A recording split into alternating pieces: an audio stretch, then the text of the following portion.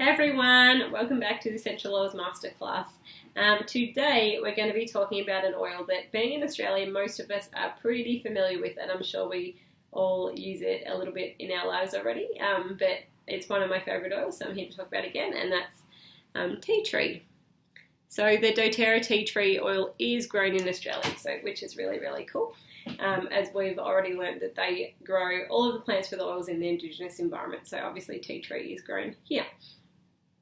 I have a lot of memories with tea tree when I take the lid off and have a little bit of a smell and I'm breathing that in. It does remind me a lot of my childhood. I feel like I grew up with tea tree around a lot, and I remember being at a friend's house when I was a small child, and we were camping in the shed or something, and their cat crawled across like a fly screen and got tangled in the fly screen, and it was hanging there, and my friend and I went over to rescue the cat, and we grabbed the cat down, but we, in the process of doing so, got scratches all up and down our arms, and it was quite painful, and as you know, cat scratches are really stingy. So in the middle of the night, we went into my friend's house to try and find her mum and show her what we'd done, and the first thing that she did was pull out some tea tree oil, and now, looking back, I'm really, it makes me really happy and impressed that she did that. So as you know, a lot of people using tea tree, and myself, I use this. I kind of think of tea tree as like a little bit like my natural antiseptic. So I have the tea tree out, and I'll be using it if I'm having any cuts on my body. I'll get out the tea tree to help sort of disinfect that. I use the tea tree a lot as well in my cleaning. So I use it in my bathroom cleaning spray because it's really powerful against mold. We have a bit of a mold mildew issue in our bathroom, and I find just having the tea tree in there regularly really helps keep on top of that. I really love the tea tree. I find it quite uplifting, and I will put it in the diffuser sometimes. I find it gives us a really beautiful, to me it feels a little bit like I'm in the bush. You have those really Australian scents coming through the tea tree. It's very uplifting, and I find that if I've got it in the diffuser, it's great for, again, like cold and flu season when people are sick, and it feels like it's kind of removing all the yucky stuff from the environment, and when you come into that space, it feels very fresh and very clean.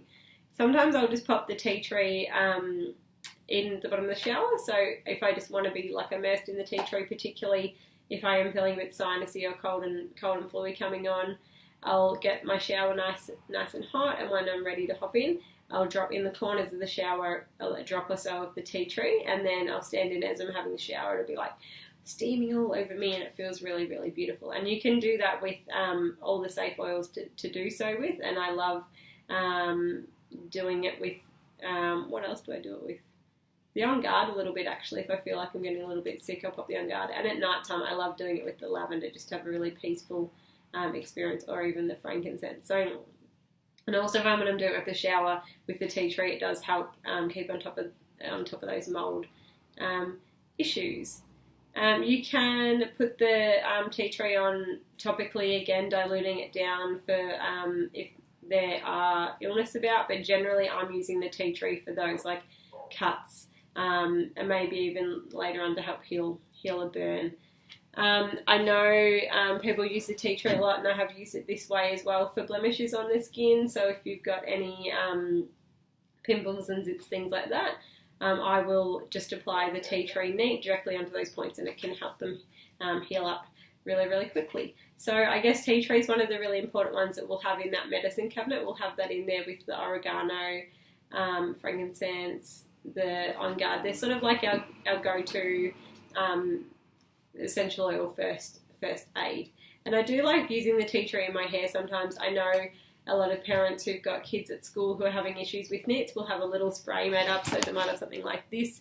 They'll have just a little bit, they'll have mostly water in there, and then they'll put a few drops of the tea tree in there, also lavender, and they're meant to be really good for helping protect nits from wanting to land on your head. And also people, I know you will use it around pets a lot with fleas. I have a spray that I'll make up, and I'll try and use that around the house to help with the fleas.